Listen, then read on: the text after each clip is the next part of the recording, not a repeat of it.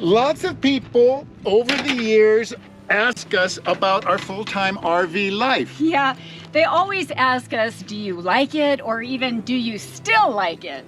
And our answer is always the same. We love it, but it's not for everybody. Yeah, we've been doing the full-time RV life for about 6 years now. Actually, November will be our 6-year anniversary. True, yeah. And we thought we would take this time to share with you the struggles of the full-time RV nomadic lifestyle.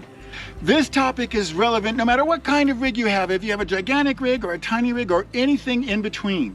So if you're thinking about the full-time lifestyle, or you're just interested in what it takes to thrive out on the road, sit back, relax, and join us.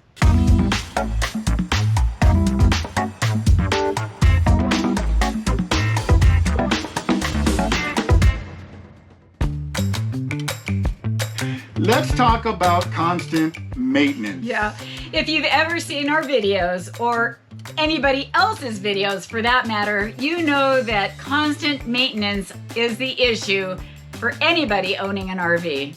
And that is true whether you're a full-timer, a part-timer, a weekend warrior. The fact is you simply must deal with it. Yeah, and you just have to be willing to get your hands dirty and try to figure it out.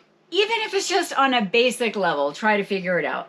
Because the truth is, if you need to run to a repair shop for every little problem, and there are many little problems that arise constantly, Yes. You're not going to be able to go very far. Yeah, and it does seem with full-time travel, we're going to have more issues. I mean, it's just logical. We're on the road more, we're traveling more, we're putting more miles on the rig, so therefore more issues. Yeah, and the thing about maintenance for a full-timer is that you've got to figure things out on the fly, on the road. Yeah, I mean, a part-timer is also going to have problems on the road, but the biggest difference with a full-time RVer is that we don't have a safety net. We can't say... No home base. There's no home base. We can't say, oh, can we just limp home and we'll deal with it when we get home, where we have the right more time and space and tools. I got the tools. To do. Yeah, you have some tools, but we don't have all the tools. I need more tools. More tools. And that makes natural questions arise, like, what do we got to do to fix this? Or do we need to get a hotel? Or do we need to change our plans? Do we need to get new reservations? Yeah, where are we going next? And are we going to have to cancel and redo? And it's just a whole logistical puzzle that has to be figured out. Which leads us to our next issue. Logistics of dealing with problems. Yeah. How do you deal with serious maintenance issues while on the road, or any issues, logistical issues on the road for that matter? Let's take our recent experience as we were coming into Loveland, Colorado. Boy, everything just seemed to go wrong, didn't it? Check engine light just came back on. Bummer. We knew something was wrong with our battery bank because we had just come from boondocking, and the last day or two it was not holding a charge, so we knew there was a problem. Our Jeep tire was leaking air. Yes, I'm looking at the TPMS while we're going down the road, and I'm just saying there's something wrong. It's going down, so that wasn't good. What about our internet? We lost our internet, our Verizon internet. Yeah, so we had all those issues to deal with. It was a little overwhelming. Okay, big picture. We were in Loveland for 7 days, and we were there specifically to visit Rocky Mountain National Park. Yeah, we had timed entries. I'd been so good about booking those ahead of time, but all that had to go out the door, and okay, now we have these issues we gotta think about. How are we gonna deal with them? Yeah, we knew we were gonna need at least one more day to figure all of this stuff out.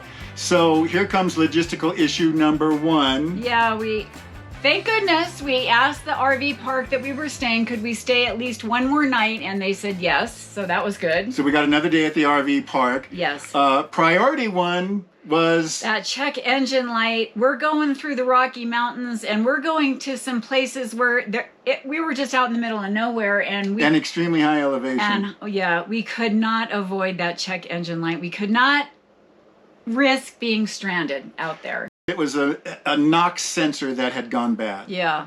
So we start Googling, what do you do? I mean, we don't know anybody. We have to start Googling, and we have to rely on Google reviews on diesel mechanics. And so, you know, here we are, and we start calling. Well, lo and behold, of course, nobody answers their phone.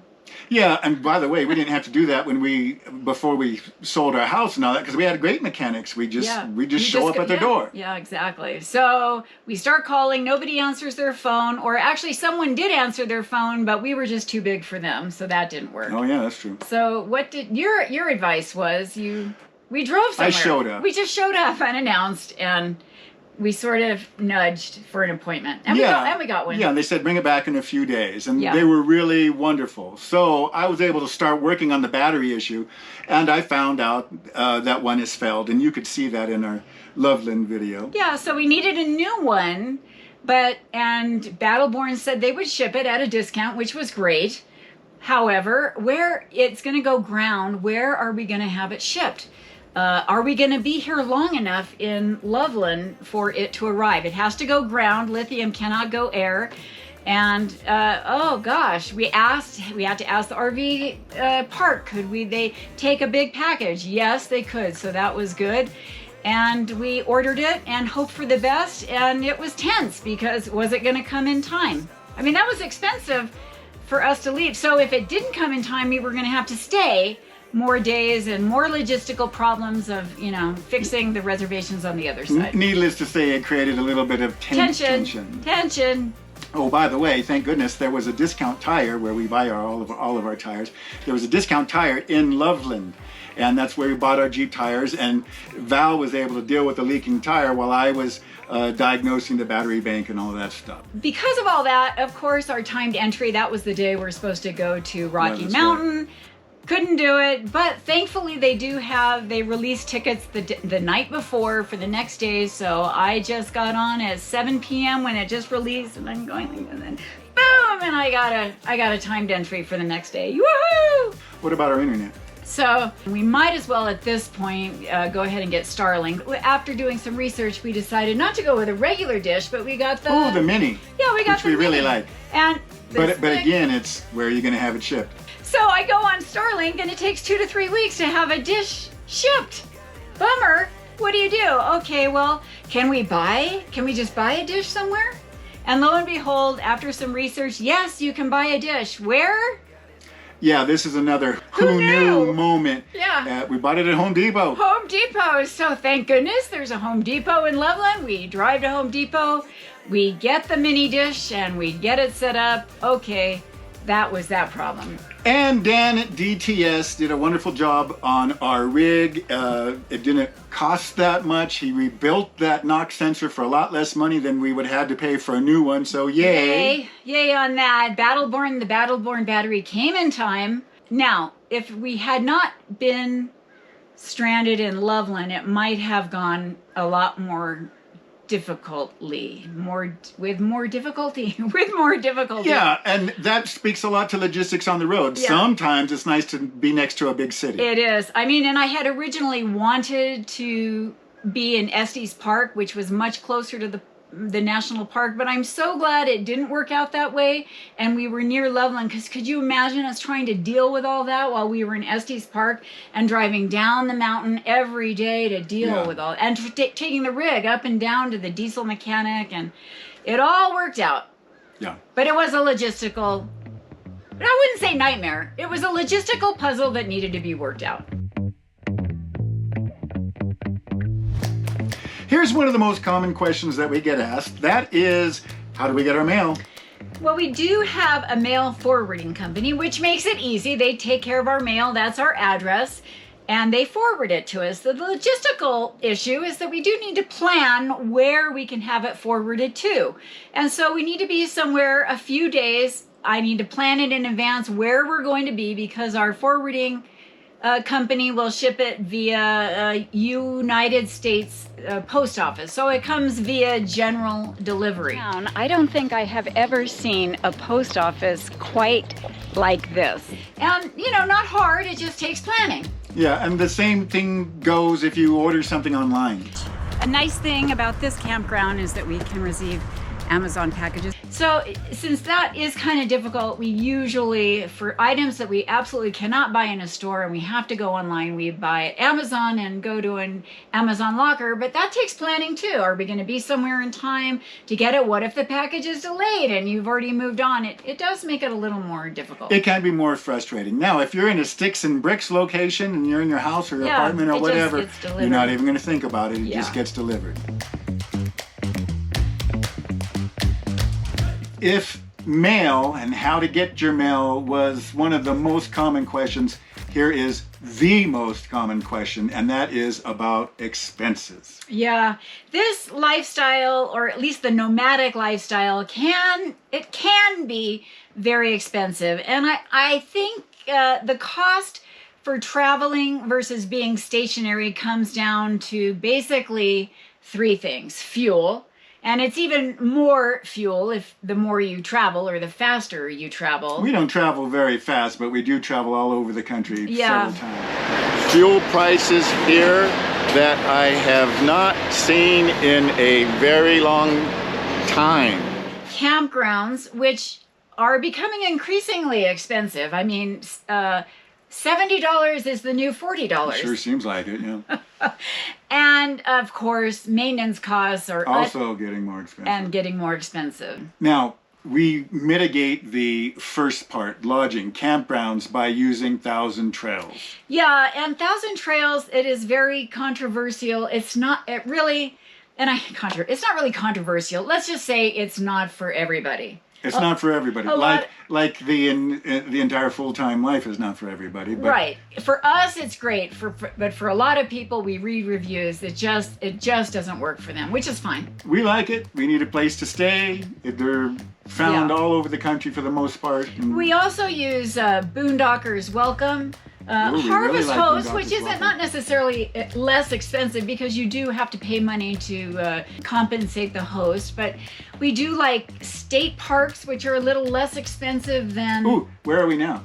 We are at a U.S. Forest Service campground. So we like boondocking and Forest Service and Corps of Engineer campgrounds. Ooh, we love Corps of Engineers. Yeah, and so all of those, of course, they do cost money, but they do tend to be a little bit less expensive than a private RV park.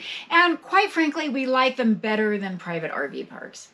Yeah. Overall, there's a spectrum of less expensive to very expensive for full-time RV life, depending on your personal preferences. Yeah, so if you're thinking about full-time RV life or you're curious about it, just know that it's not necessarily a cheap way of living. Yeah, that's probably a myth. Yeah. And you can find tons of people talking about exactly how much they spend each year online. But I would say that I don't know if it's any different than having a bricks and a sticks and a bricks and all of that stuff. It just depends. But again, there's lots of videos about that online, about finances and budgeting for full-time RV life. But just know, it's not necessarily cheap.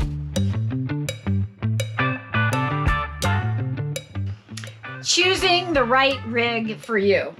Boy, that's a big thing, and we get so many questions about what rig should we choose, or is this rig going to be right for us? We were fortunate enough to choose what works really well for us, so we don't have that struggle, but so many people do struggle. For our full-time lifestyle. But if you don't have the right rig for you, what happens? Travel can become burdensome instead of a blessing. Yeah. If your rig is too big and you want to stay inside the national park, or you can't do it, really. Or if you want to, like California coastline. Yeah, we're from California, and those state beaches, we love them, but those campgrounds are only for small rigs. 40-foot rig's not fitting in. No, we can't do that. So that's the problem with a big rig. But a small rig, I mean, it can be too small, and you're cramped, or you can't live comfortably, or your partner is just annoying the heck out of you. No way. That never happens. Opposing slides are really good. Or storage. Yeah, small rigs don't have the storage. Yeah, so that might be a thing. If you connect with people, if you like the type of traveling we're doing, maybe a Class A diesel pusher motorhome is for you. But if you're like to get out really boondocking and out there and maybe you want a van. Now, let us give you an idea. This comes from Val and Wayne's full-time RV wisdom, and that is rent. Yeah. Rent something. It's expensive, but it will sure give you an idea of what you want, or more importantly, what you don't want. Yeah. Or if you know somebody that has a rig, see if you can bum a ride with them. Yeah, that would be great. What about community? Like family, friends, church? You mean, does full-time RV life make it more difficult to engage in community? Spoiler alert, the answer is yes and no. Yeah, let's parse it out a little. All right, family, let's talk about that. I suppose for those of us who love being around family, and by the way, we recognize that not everybody does. Not everybody does. The best solution... We do. We do. The best solution would be for all of our family to be in one centralized location, and that living near them would be the easiest way to see them. But let's face it, it's not that way. We live in a postmodern world, and the family is spread out all over the country now. Yeah, we have family in Southern California, all up and down California, Southern, Mid, and Northern. We've got family in Las Vegas and Phoenix, Scottsdale area. And even North Carolina. Yeah, we got some traveling to do, though. Yeah, so we found that actually the RV has made visiting our family possible. It's so true. The RV is the best way to visit with them and to stay for a while. Friends, same thing. We have friends everywhere, even more spread out than our family. But we're talking about specifically those friends you want to spend time with, that you love, you want to be close to. Yeah, so we've really been able to spend quality time with some friends across the country. So now it might be a struggle for those that their family are all in one place, and when they go, they do have a difficult time. But for us, the RV life has really made visiting family a blessing. Now, here it goes, the church. A lot of you believers out there who are thinking about going full-time, or full-timers, they ask us, what about church? And this is a little bit more tricky. It's important. We want to hear God's word. We want to give to the ministry. We want to fellowship with the church. These are all important things. Yeah, and not having a home base and moving all around the country does make it more difficult to be part of a church community. True. And most Sundays we're in a different church, unless we're traveling or something like that. There's always a faithful church somewhere. We're usually in a small town, wherever we're staying, and usually they're extremely small, which I suppose many of our fellow travelers would feel uncomfortable with, but we don't. We like small churches.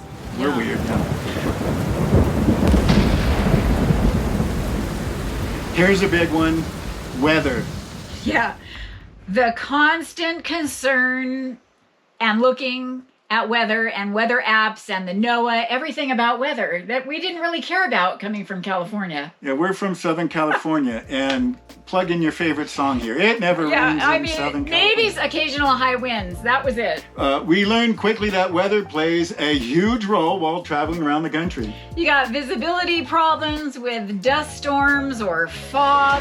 What else? There's hail, there's hurricanes. We've experienced them all. The threat of hurricane conditions through much of north central Florida. Not been terribly impacted by either of them, but you know. Yeah, we always get worried at hail because that can do a lot of damage. Yeah, we're up here in high altitude in Colorado right now, and we've seen some hail. So, full-time RVer, you're always concerned about weather. You're always looking about what weather you're going into or what's coming where you're already at. So you got to be prepared. You got to be prepared. Prepare yourself for an impact. Leave if necessary. Yeah. Know where you can get to safety. Yeah, if you got to leave your rig, know where you can get to safety. So situational awareness. Be confident in where you're staying. Yeah. Talk to your neighbors. So if you're planning on going full-time or you're curious about full-time, weather is definitely a constant issue. And remember, you have wheels for a reason. Use them. Medical insurance. Yeah, before we went nomad full-time on the road, we had, what did we have? We had Kaiser, it was an HMO. Yeah, I mean, it was very easy. You had a problem, you went to the doctor, you got labs, whatever it was, all in one place, and your records were easily accessible online. Yeah, now we have what's called indemnity insurance. Indemnity, I don't think it's insurance actually, but it's indemnity policy something, I don't know. All right, well, what does that mean? So now we need to take charge of our own health care. We need to find the doctors, and we pay cash. We do pay cash. We ask for a cash which is price. a whole different scenario. We have to submit a claim and get some of it or all of it back, and we have to keep track of our own medical records. Yeah, we use this indemnity plan 3 times. Yeah, once for you, urgent care. I remember the urgent once care. for me, for an ophthalmologist after a oh, you got smashed in the eye with a pickleball. Not me. Pickleball injury. So those first 2 visits went great. I mean, we walk in, asked for a cash price, got our care, paid, left. Everything was good. Submitted our claim, got our money back. The last time? Okay, so this year we decided we need annual physicals. And we found a doctor. You know, that was kind of hard. We went online. We found doctors. We thought, I don't know. But we went in. The care was fine, but they just did not understand cash. They just thought we were from outer space. You want to pay cash? They just couldn't even fathom. Yeah, they didn't send the bill. We went to the lab while we were there, but the lab was sort of separate, and they sent the bills later. Yeah, it was just a big mess. Not easy, so medical can be a struggle for full-time. We're still figuring it out. We're still figuring it out. Yeah, so next time maybe we try somewhere else for our checkup. Yes. Let's talk about health, specifically health for full-time RVers and those that are on the road. Yeah, eating and staying active. I guess those are really the topics here. Oh, here's another topic. How about our ice cream No, intake? I don't want to talk about the ice cream. I saw the 2 scoop. It looked so small. We both have a sweet tooth, that's for sure. We do have sweet tooths, and sometimes that can be a problem, especially when you're in those cutesy, artsy, charming little touristy type towns, and everybody seems to be selling ice cream. Yeah, and eating ice cream. Yeah, it can be difficult to be health conscious on the road, but it becomes easier if we stay in the lifestyle mode instead of the vacation mode. Yeah, we're not on a vacation. It means that we don't need to eat every delicious morsel we see in a shop window or eat at every cafe that looks inviting in those new towns. Yeah, so we do prioritize being as active as possible. We love it, yeah. Hiking and biking, and we walk all the time, and pickleball and bowling and kayaking. Yeah. It might seem difficult, but full-time RV travel can actually make staying active much easier because there's always a new place to get out, to get on your feet, and to explore. Yeah, it can be great.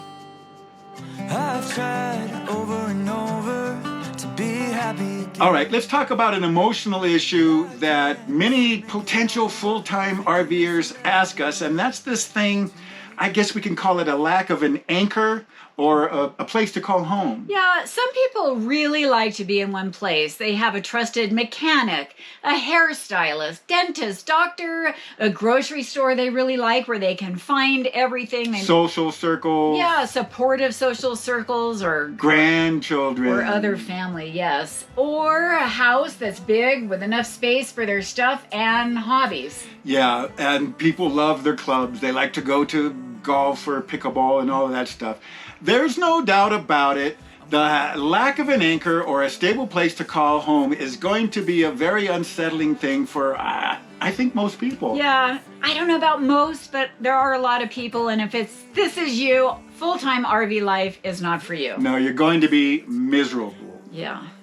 Many travelers mitigate the lack of stability by purchasing a home base. Yeah. And that's somewhere they can go when they need to, when the time arises.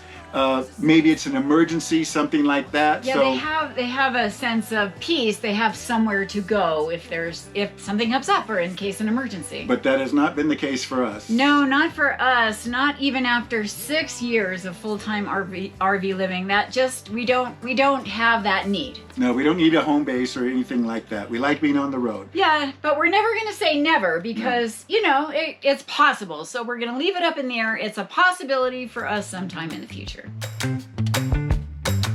Bottom line.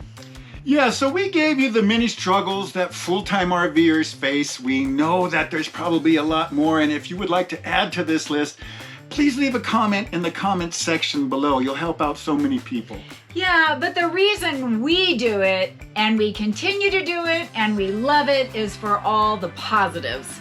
Yeah, we don't really think we need to list all of the positives here because you know what they are. You see them all the time on the YouTube travel videos and hopefully from our videos. Yeah, Wayne and I have always loved a good road trip and a good adventure, hence our name Road Envy. Yeah, and this just really is a lifestyle, it's a grand extension of all of that. But, you know, full-time RV life is not the be-all, end-all of enjoying RV life and traveling. No, like we said, it's not for everyone, so there's no need to strive for it like it's a golden goose, a golden prize. Yeah, do what's right for you, whatever that is, and the key word is being do. Yeah, get out there, have some adventure, and fuel your road envy.